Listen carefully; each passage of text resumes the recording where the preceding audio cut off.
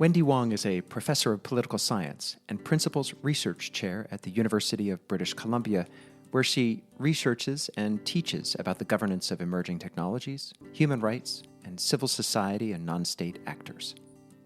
In this interview, we talk with Wendy about her new book, We the Data, Human Rights in the Digital Age, which is described as a rallying call for extending human rights beyond our physical selves and why we need to reboot rights in our data-intensive world.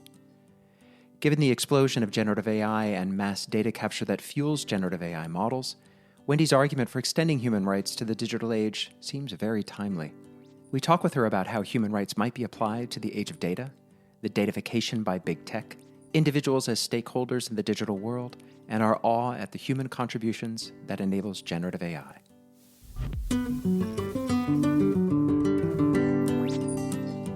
Wendy, thank you so much for joining us. We're excited to talk to you today. I'm delighted to be here. Why don't you start off by telling us what inspired you to write this book? So a couple of things. One, I was coming back from a mat leave, and so trying to think of how to get back in the groove and think about a new research project. And, one of the things that I thought about a lot as a new parent, this is a few years ago, was, how much I should share about my children as they are forming and as they are growing once they're born. And so this was something that had already been on top of mind. I talked to a lot of people about, but hadn't really thought about systematically. And then I happened to be at a conference with my former undergraduate advisor, and we got into a conversation about AI. And I realized I really want to know more about this. And so I started reading about AI at the time. So this is 2019, 2020, started reading about AI, thinking about its implications. And one of the things that I noticed was because a lot of the work was coming out from people working on the technical side, they were explaining the technology and also talking about how great it was and how humanity changing AI was going to be. And I thought, wow, there's just not a lot of social science thinking with this. And all these changes are going to have social and political implications. So that's really where I got started thinking about it. And my background is in human rights. And I've been thinking about human rights now for almost 2 decades. And what really struck me was that disconnect. If humanity is truly changing, if our human experiences are fundamentally shifting because of AI, well, why aren't we talking about it in terms of human rights writ large? Why aren't we talking about it using this giant global framework that has been around since 1948? When we first came across the idea of AI and human rights, it was through a kind of legal channel. It was through Sandra Wachter, I think, at the Oxford Internet Institute, who speaks very eloquently and had quite a influential paper on the right to reasonable inferences. And that sort of really alerted us to the idea that human rights are intricately wound up in artificial intelligence from a data perspective. But I'm also interested about the way you framed it just then, which is, it's sort of obvious now that you say it. I just had one of those sort of shifts in perspective that wow, if you're talking about creating artificial intelligence and artificial thinking and artificial action in the world, then what rights do we have as humans to actually control this? And your book goes, I'm sort of jumping right in because your book goes into such depth on the power nature of this and the platform nature of this. And how did you start stitching this complex story together from the perspective of human rights? It really felt circuitous, but now in retrospect, it felt like obvious. Sometimes that happens, right? We all know that AI requires 3 things, right? It requires computing power, it requires algorithmic, innovation, and it requires lots of data. And so when I was thinking about this from a human rights lens, it seemed to me the most profound changes were coming from the datafication of our lives, the changing of all of our behaviors and thoughts that we have on a daily or minute by minute basis into data, into binary data that a computer can read and make inferences from. And I thought, wow, that's a really different way to think about chronicling the human experience than anything that we'd ever really come up against, and thinking about how record keeping has progressed through time, through human history, it's always been a process of choice. And, only certain types of information was recorded when it was difficult to find writing implements. And then now, I came of age in a period of mass production of the printed word, right? I think we just take for granted that things can be printed and we can read them, or we can watch TV and find out information. And I think datafication is just taking it to a whole other level, a whole different level of granularity of knowledge about potentially every single person who's alive, who is connected to digital technologies on such a granular basis, that I think that's an incredible shift. And so that's really why I think the human rights perspective is so important, because human rights are about the entitlements we have as human beings to live to our full potential. So when we say the word entitlement, it means that somebody is obligated to provide some basic standard for every human being, right? So usually in human rights, we think about that the person or the entity that's obligated is the state.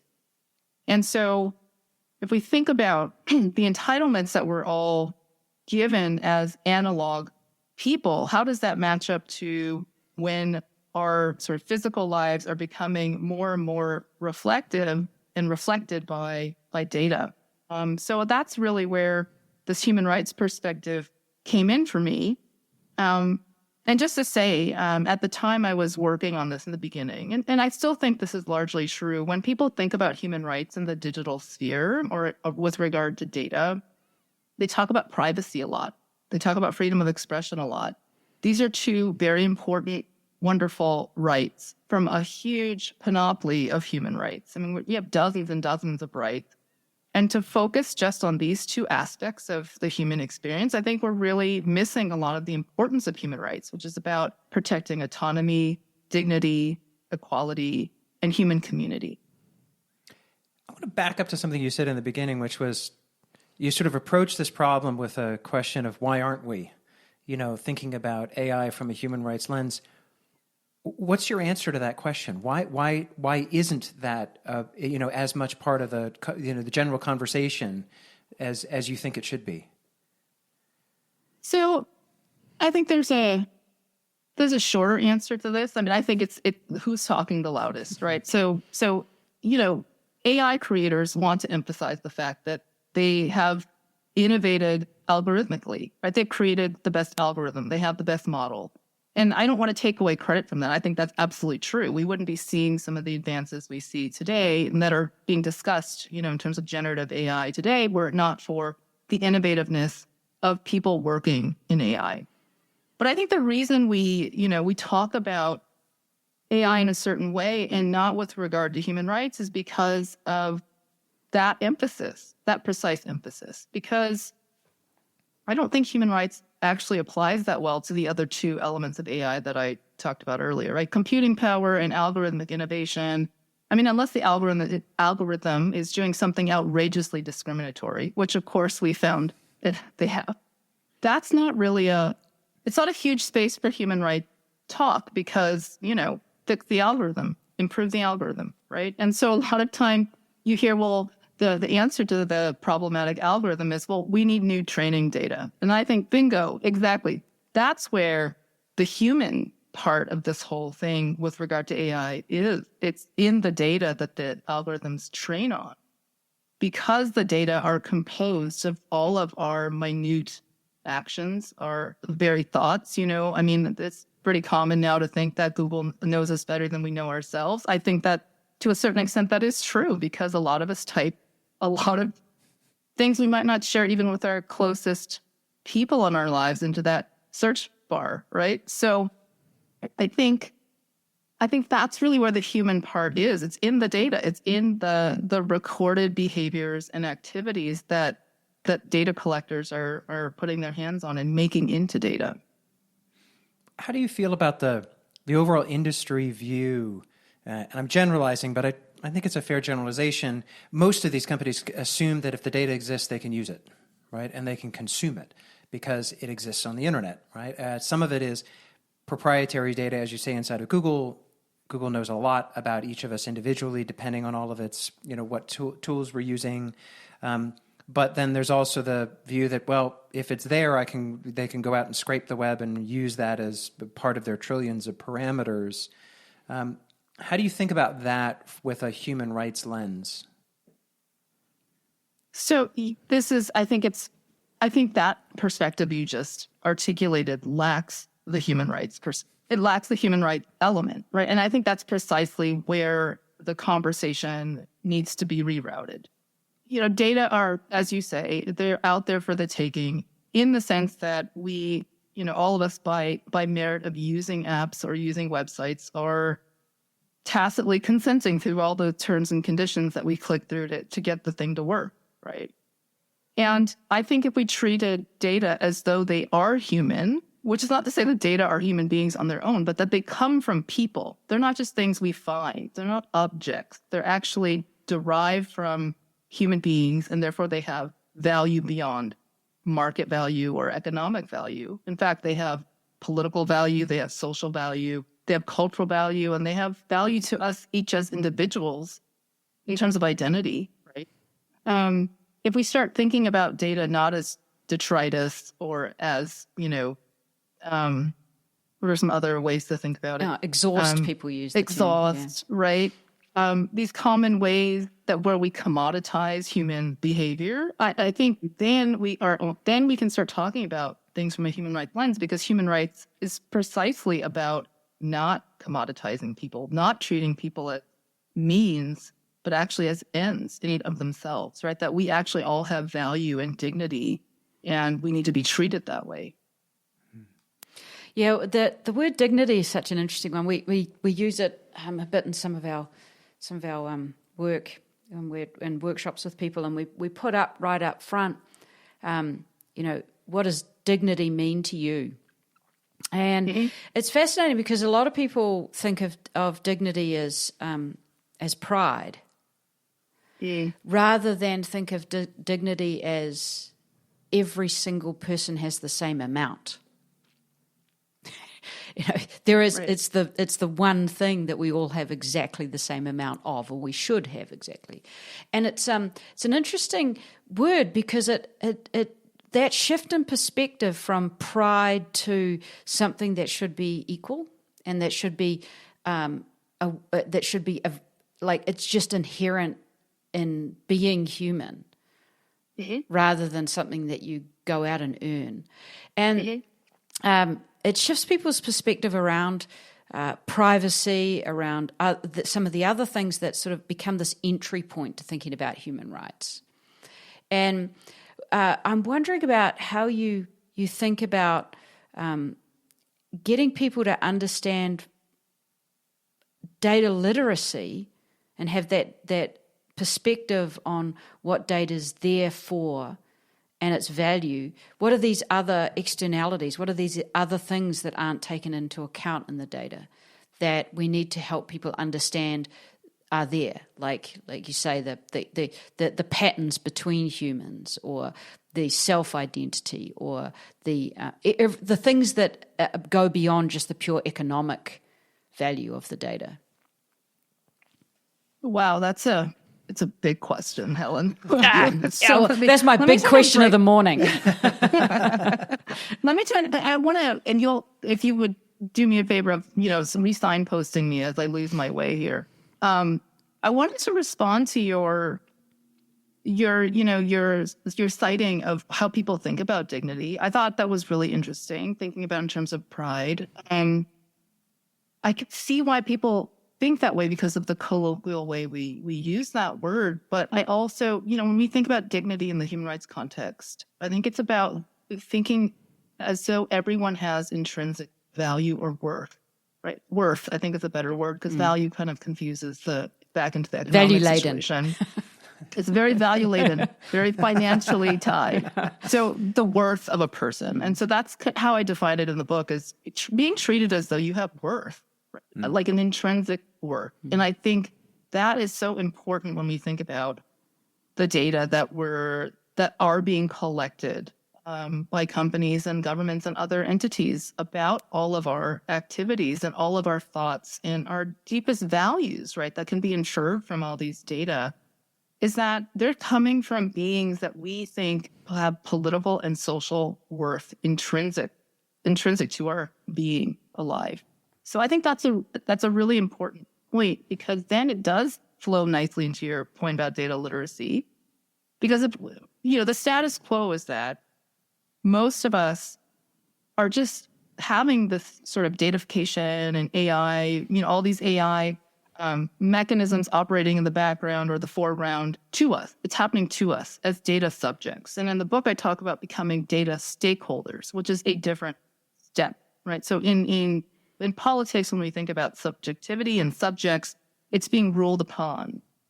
And I encourage people, and I want people to think this, but through reading the book, that's one way of thinking about our position. But actually, we can also become stakeholders, which means that then we have entitlements, and that we should be listened to instead of projected upon, right? Or having our data collected from us, right? So how does this work? I mean, how is this tied to data literacy? I think part of that is we don't all have to be data scientists. We don't all have to, be algorithmic developers and programmers. That's not the point. I think the point of data literacy is to be competent in this world of datafication. And, ideas around literacy often are about reading and writing. They might be about arithmetic. And I think in our day and age, it is imperative we start thinking about literacy also as understanding the process by which phenomena in the world are increasingly being recorded as binary data. And those data have effects on how we live our lives as individuals and as collectivities. So data literacy is about understanding that sort of general framework around what data are, the choices that go into creating any sort of data. What are the things you believe are important to study? How do you think you're going to measure the things that you want to study? And how are you going to keep track of that data? And what do you want to do with that? Those are all choices data makers, data collectors have when we're making data. And I don't think that that's necessarily clear to people because we don't think that way. We're not taught that in school. So part of what I think is really important is thinking about data literacy, that is competence in the process of data making, has become so important in our ability to really exercise some of our other basic rights, including our rights to privacy, including freedom of expression, but also others. How do you hope people take that knowledge of learning from data literacy, understanding how the data of their lives, the datafication of the phenomena of their lives? I like the use of the word phenomenon, and that's being captured and used. And what actions do you think people can take once they truly understand it? Because it is something that is seemingly unavoidable as an individual. As you said, in order to use the service, you got to tick the terms and conditions. Nobody ever reads them because it would take some enormous number of days of whoever does those math, of how much 2 weeks a year or something. Yeah, 2 weeks a year just to read the Right. T's and C's. Some companies are clearly better actors than others, but it's still hard to truly navigate and understand. But in order to to have a productive role with technology, it feels almost like a defeatist enterprise to try and not give up your data. There's no real opt out. There isn't really an opt out unless you want to basically unplug and not be able to take advantage of these systems. So I'm curious how you think about that from an individual perspective, which is different from what a state might do, from a regulatory perspective for human rights. But what's the sort of individual actor journey? You guys are really good at asking these very complicated questions. I think, so I'm glad you're asking it differently, because I often get asked, what should I do now that I have this knowledge that data are everywhere? And it's being co-created, it's sticky, and it has human rights implications. What do I do? And, my response is don't change what you're doing right this second. What you're doing is what you're doing. Even if you stop now, there's already been a lot of data collected about you as an individual. There's a lot of data being collected about people like you. And I, say people like you in scare quotes, right? Because there's a lot of already implications being had. So I wouldn't stop using your smartphone and go off the grid. But I think so if we had a more data literate, if people were more data literate, I think what would happen is that we would become more hesitant, perhaps, or more critical, or more, accepting of the implication of taking on another device, right? So do you want to have, an Apple Watch? Do you want to have a Ring doorbell? Do you want to have a smart speaker? I mean, many people have already made that decision, perhaps without thinking about the data implications. And then because they've made that choice, they sort of say, well, there's something I can do differently. But actually, I think there is. I think that if we are data literate and we understand the types of data being collected and the process by which the decision to collect those data to begin with, how that's being made and how that affects our lives in our societies writ large, I think that's the space where we can start to demand something different from what already exists, from the status quo. And part of the issue is that we tend to think about AI and then data as a separate issue, right? I think, at least, my reading of a lot of what's out there in the popular media is how, companies are collecting data. ChatGPT is really amazing, right? And so there's like this disconnect. And some people are making the connections between how ChatGPT and other LLMs have trained on all sorts of data, some of which is proprietary, et cetera. But let's make that connection even further. It's that all this frenetic energy around how to regulate AI, some of it will have to do with what people are doing now in terms of thinking about algorithms and algorithmic safety. But some of it has to do very much with data. If we could just regulate some of the ways that companies collect data, maybe not allowing it, maybe allowing data collection only under certain circumstances, or to figure out ways to really manage data retention, for example, then some of the human rights concerns around AI could be managed through being more conscientious and deliberate about the way that we collect data, we analyze data, we treat data that is coming from human activities. Hi, it's Dave with just a brief interruption. If you're enjoying our podcast, we'd love it if you'd share it with someone who you think might enjoy it too. And check out everything that Artificiality has to offer at artificiality.world. Reach out anytime. We'd love to hear from you. Back to the interview. There's a lot of examples of bad actors, platforms, technology companies, individual products that when you start looking at them through a human rights lens, you can go, yep, that's an issue. Yep, that's an issue. I can see that. I'm curious, do you have examples of, I'm hesitant to say good actors, but maybe better? Like, are there particular products or companies or initiatives or standards or things that are out there that you could stand up and say, this is more the direction that we'd like to go in order to support human rights through AI development? Like, is there something out there that you say, if we were to put an incentive in this system to go down this path, we're kind of going this direction rather than that way? I want to come up with an example for you. I do. It's a bummer if you can't, because that says a lot of, bad things. Well, then you kind of wonder whether the incentives in the whole economy are basically anti-human rights. That's what I'm getting at. Is like, is there anything that we can highlight as like, we're going this direction versus that? Because if there isn't, that, ooh, boy, we're at a tough starting point. Yeah. So as you were asking the question, I was quickly going through all the cases that I could remember as much as I could out of the book. So I think, let me reframe your question. I think it's about the incentive structure. So there was a part of my book, as you know, the beginning of the book starts off with the Ring doorbell. And in one iteration, I'd written some naive sentence like, well, Ring didn't think about human rights when they were making a doorbell.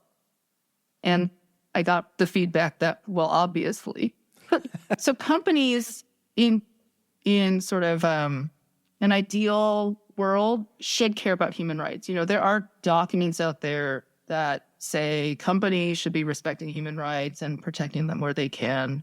But ultimately, it's on the onus of the states to enforce that. Companies should respect human rights, but it is the responsibility of the states. So I think it's a structural problem, like sort of on the first cut, is that human rights are about relationships between states and individuals or states and groups.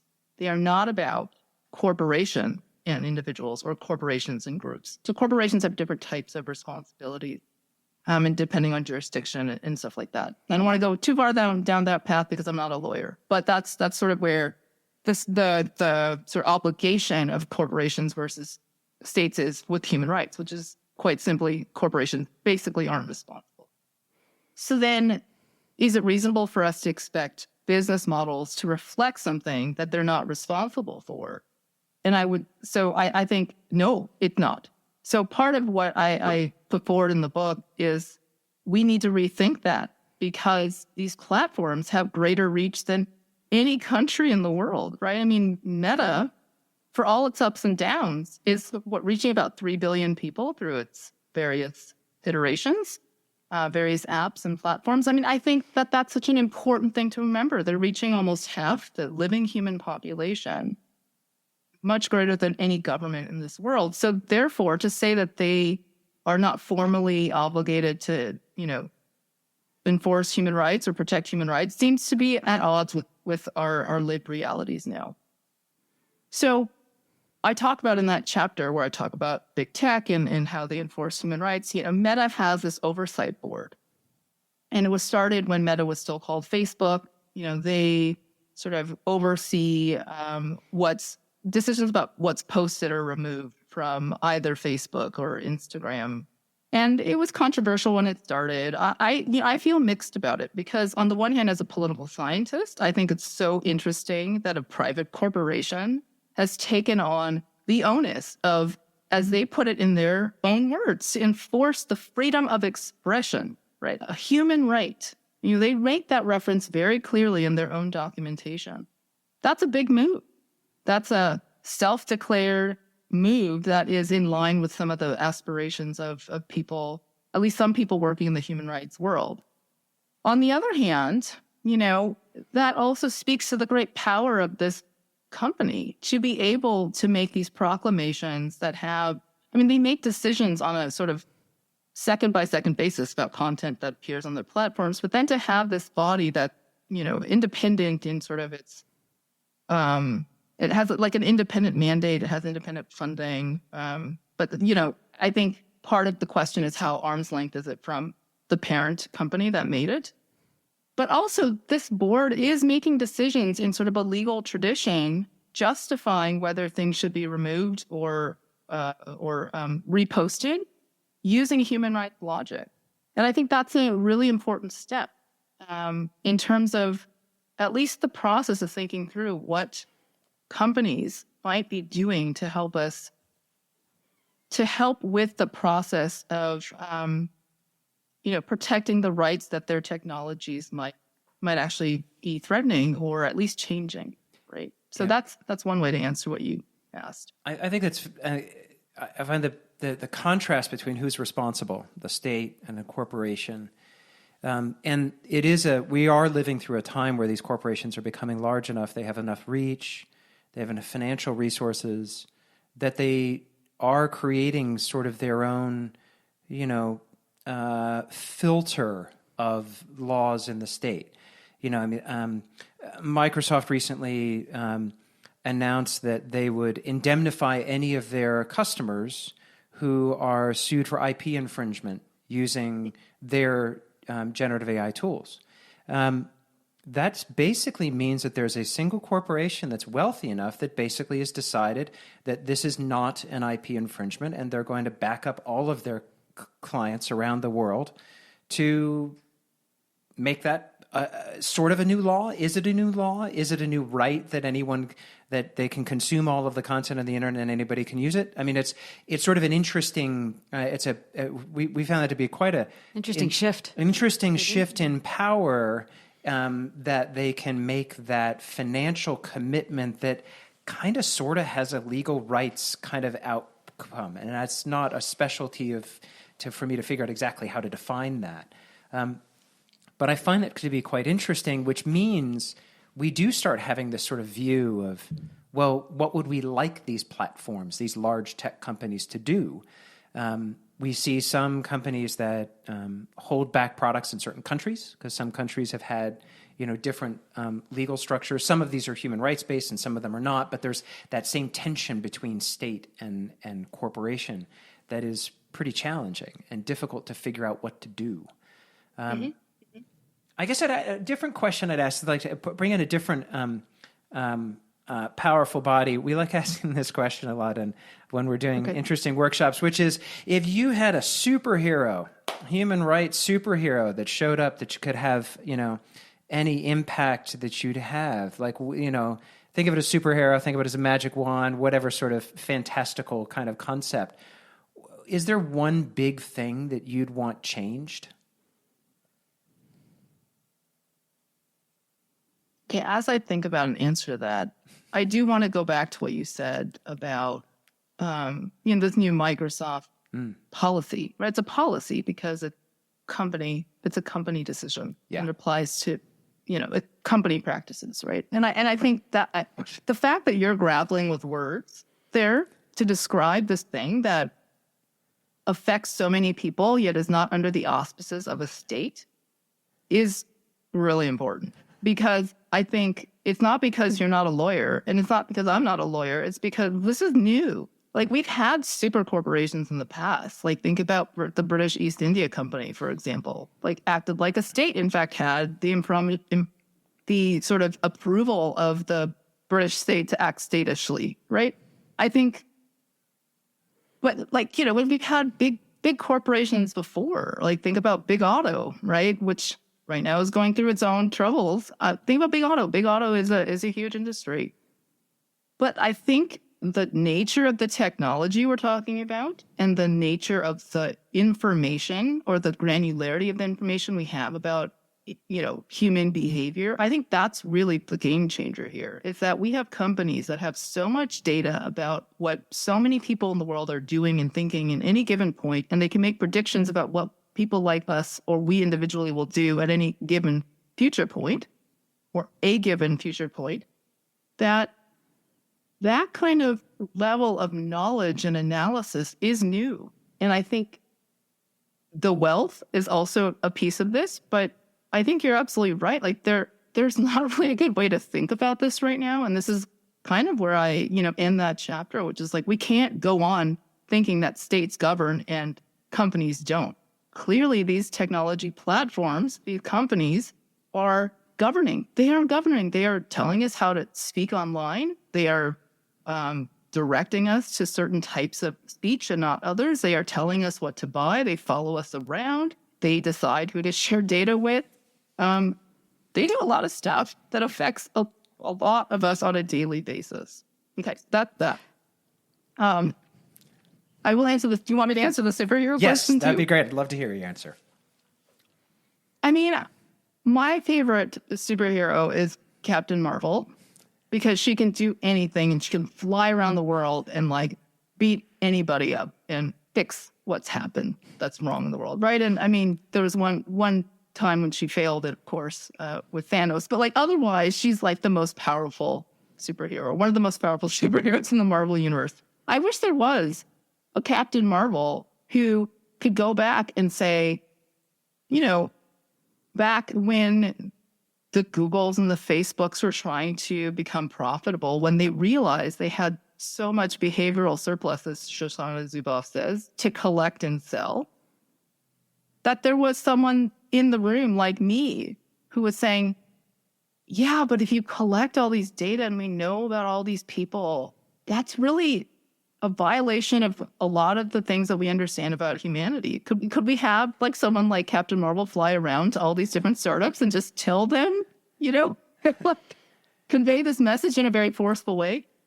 I mean, I don't think we need Captain Marvel. I think we just need to go back in time, right? We need like some sort of the time stone to go back and just have someone who was thinking about human rights maybe 20 years from where these young entrepreneurs were sitting and thinking, how do we make money from these amazing inventions that we've come up with?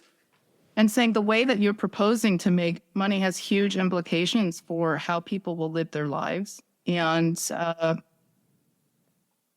we need to think about how that might be. There need to be more safeguards. We can't just sort of like, adjust as we go. And I think that's kind of where we're at now. I think we're at the point where adjusting as we go is not going to work. I think we need definitive regulations around data collection, data analysis. And the big tie there, I think, is not to think about data as economic goods or purely commodities, but to think about them as human artifacts.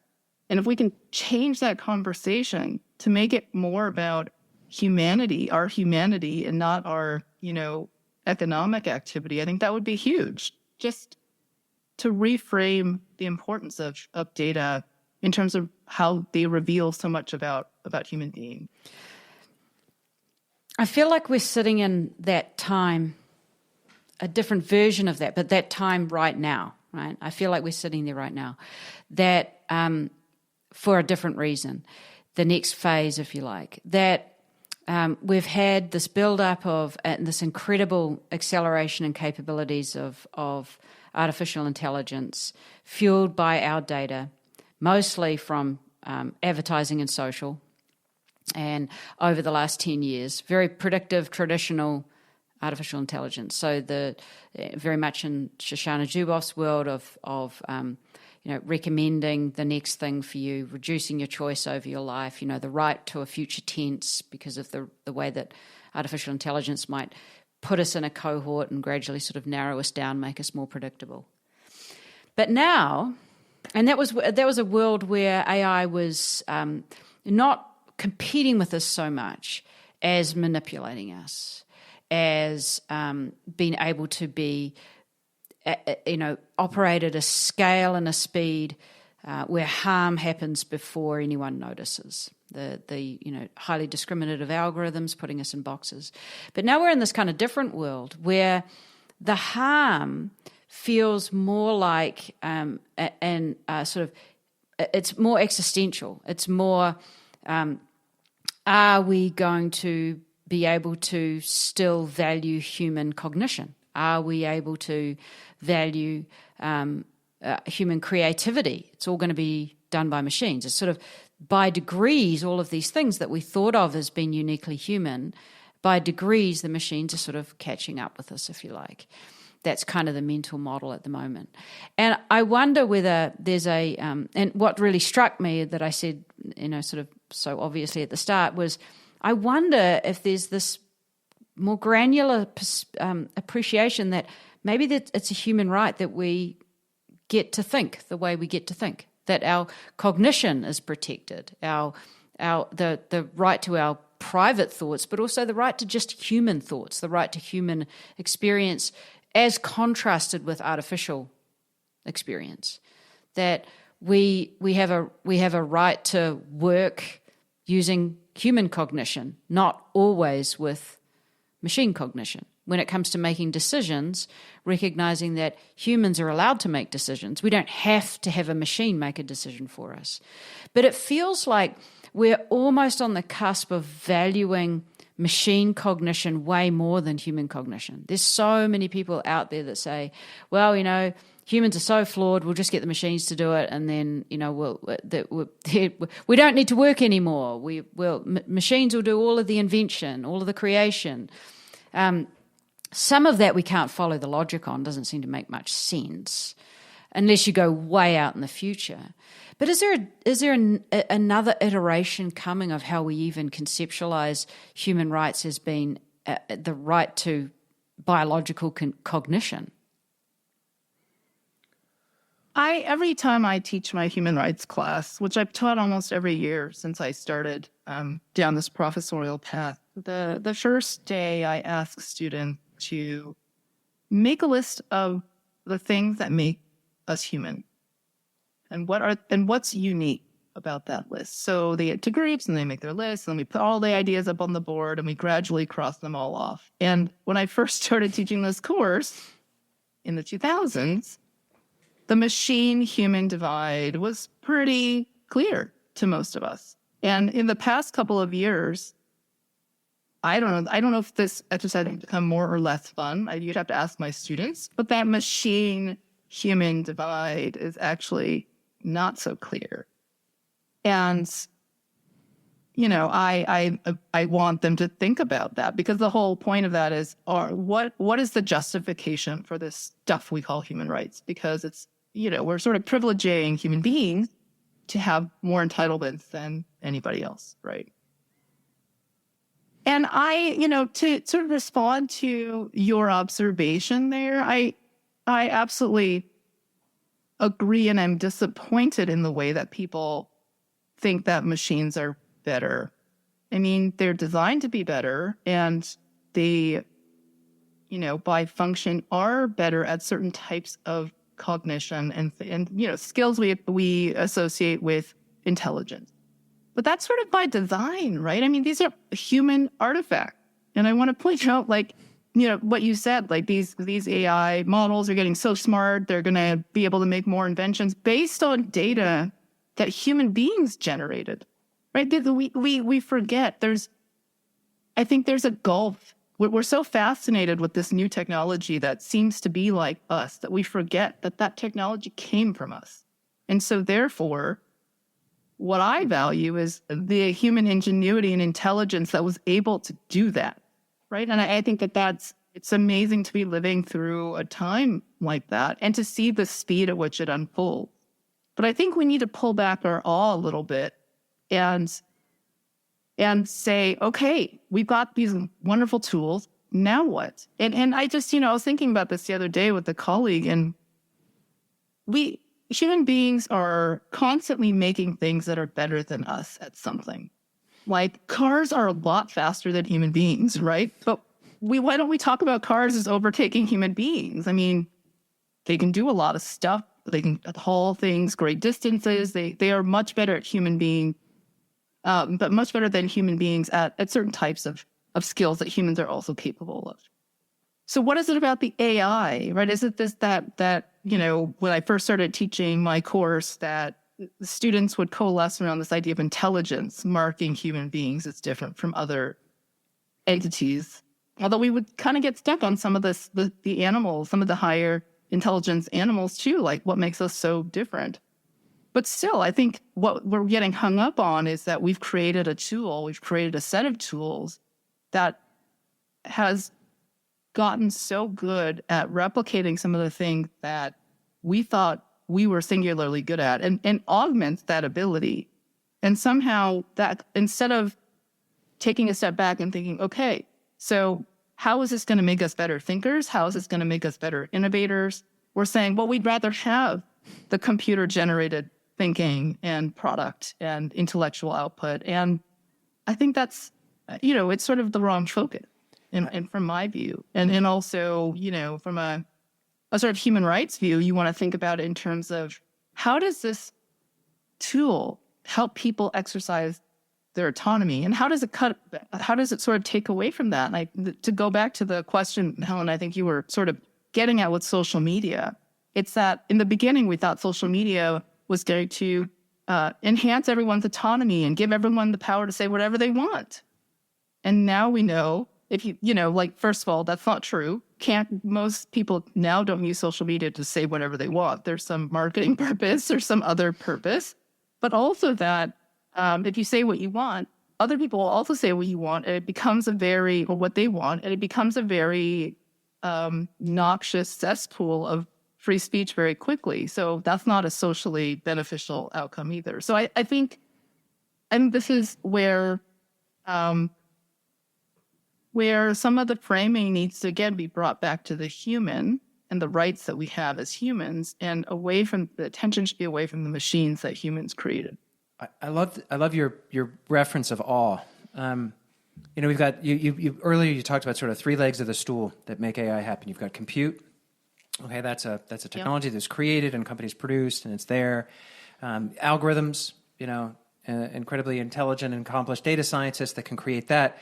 Neither one of those things could actually produce the AI that we're experiencing and the language that comes out of the LLMs without all of the data that we humans have created. And so what's interesting is to stop and sort of reframe the awe of like, isn't it amazing what these LLMs can do? And change it to say, isn't it amazing what the accumulation of human, contributions can do when filtered through this technology? Right?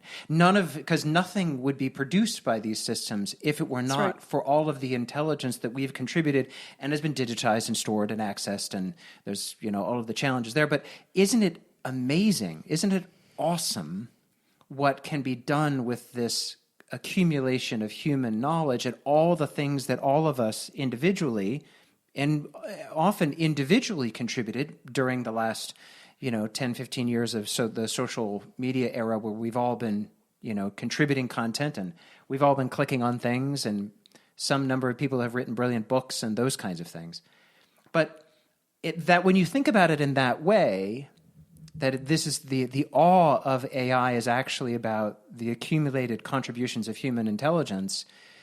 And then you think about the future of where some in Silicon Valley want it to go, of artificial general intelligence, and then none of us are actually going to do anything, which I have a significant issue with. But the vision is that the AI will be able to do everything and make all decisions and do everything, and we're all going to subsist on some limited, universal basic income as the grand tech, giants and trillionaires just operate their machines, which is all based on the stuff that we humans contributed. That's right. But we're going to get pushed aside as individuals, and hopefully trickle down through the state some sort of tax-adjusted, basic income. I find that like when you reframe the awe of AI as the awe associated with human contributions, it just, to me, amplifies the problem of human rights, because it's all based on everything that we've done as human. Thank you for saying what I had been thinking and not able to say. Every once in a while, we filter things by each other. I was a kid. I wish I could write that down and put it as an addendum in my book. Well, it will be in the podcast. There you go. When you were talking, the one word popped into my head. I want to... humility. This is about humility as much as it is about being cognizant of how human ingenuity has gotten us to this point in history. That we, as a species, started, as, tens of thousands of years ago without any of these sort of mass communication technologies. And we've gotten to the point where not only are we communicating with each other on a rapid fire, increasingly universal basis, but also that we have collected data about everyone's lives, not just rich people, not just people who could write. And these data could be used in ways that are beneficial or are detrimental. And no matter what, it's data that tell us something about humanity writ large and individual humans. And we need to preserve that, or not, be aware of that and be in awe of that, right? That we've done that. And I think, and be humble in the sense that we've done this, but we don't control how, the capability to do that doesn't mean this inevitable outcome of, AGI, and all the sort of like visions that you see out there now from some people that, the techno-evangelist types. Because there are a lot of choices that happen along the way, right? So it's about recognizing human achievement, but it's also about knowing that we've gotten to this point, but we're also tiny blips in a massive universe of universes. And so what does that mean? And how can we sort of value who we are as a species and really recognize that these accomplishments are not singular. They're not done by one corporation or 10 corporations or, some vast research network. Yeah, it's not possible without everyone, right? And so I find the inevitability of the language that you were referring to, Dave, as just so. It's first of all, I think it's not grounded in social and political reality, but also it eliminates so many people. It eliminates our dignity, our worth as human beings. It sort of takes away from the human community that makes this type of stuff possible. And part of what I wanted to write this book for is to remind us that because we have rights and because those rights are changing under datafication, just because they are, doesn't mean that it's an inevitable process. It's actually a process where there are lots of decision points. And I think, Helen, you pointed out earlier, this is a point. This is an inflection point where governments are increasingly trying to rein in these, technological dynamics. We don't know how. I think we're still grasping for what the technology is. Like, what is AI? I think that's a whole other episode. What is AI? And I think that it's really important to remember that a lot of really important inventions that we have, including the printing press, at the time they were invented, Gutenberg could not have foreseen that the printing press was going to result in universal suffrage, right? And only because a series of many, many steps where increasingly people became literate, and then you had the novel, and then people connected to one another through the novel and through imagined experiences and through newspapers. Mass literacy led to democracy, or in part led to democracy. But are we able to see that 400 years or 500 years prior? I don't think we should be expected to do that. So these predictions that are being made, I think need to be more historically grounded. Is that what you mean by communal data literacy? This is taking that communal literacy that came from the printing press, going to democracy. If we had communal data literacy, what is this outcome we can't see yet? What's the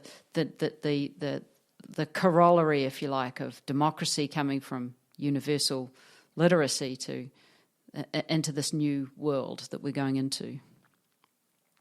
So when we think about literacy, a lot of times I think we think about individuals being literate. And I think we have to remember that literacy means nothing without the community. So if you were the only one who could read, it doesn't matter because nobody else could read. And so it's not a useful tool. It's not a useful skill. And so, it's not about some of us being data literate and others aren't. It's about the fact that we should all be entitled to data literacy because otherwise some of us are unfairly being left behind, right? Which creates questions of equality and equity and access. And of course, if you're not literate within a literate community, that really affects your ability to exercise your autonomy and your ability to be dignified. As a fantastic way of sort of shifting our frame a little bit in terms of AI literacy as well. That without being AI literate, you're left out in that. That's right. And of that communal process, and it actually means there's no communal process.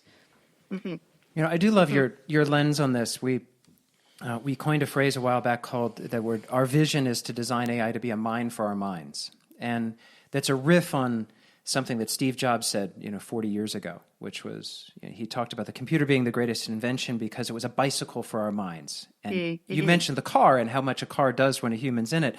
His whole thing was he had looked at this, efficiency of movement research that was published in Scientific American, and humans are kind of average when compared with other species, except when you put us on a bike.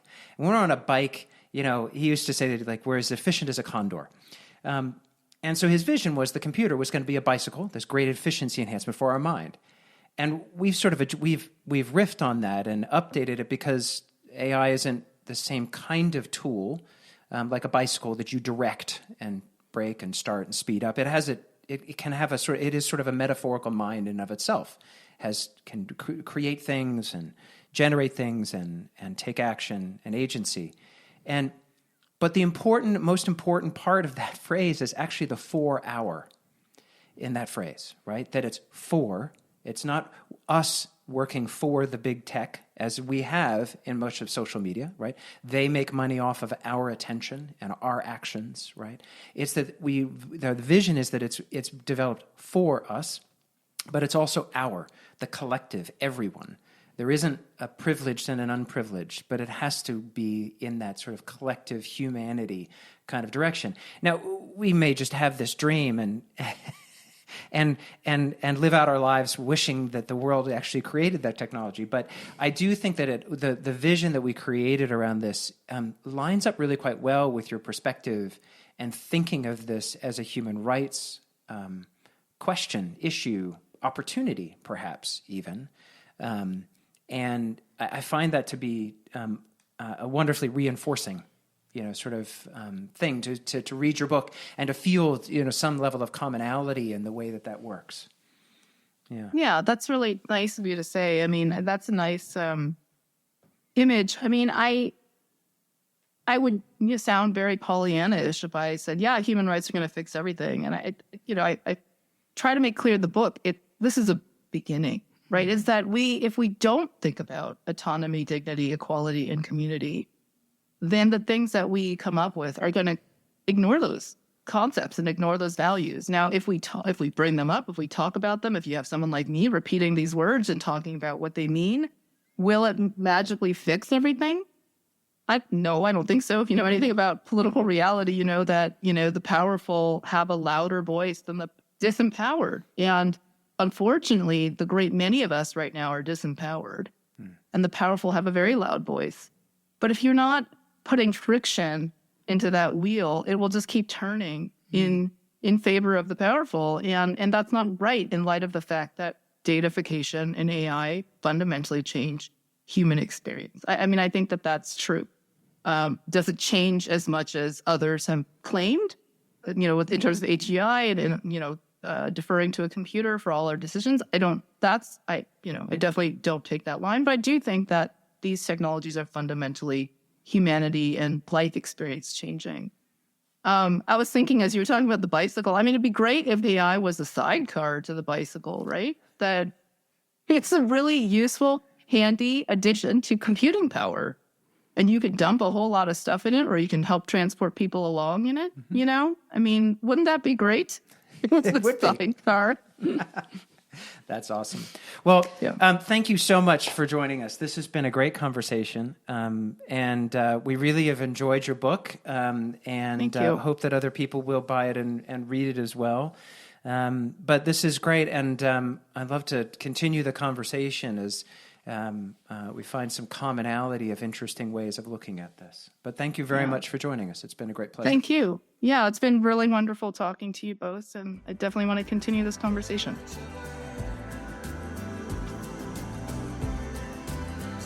Solid state.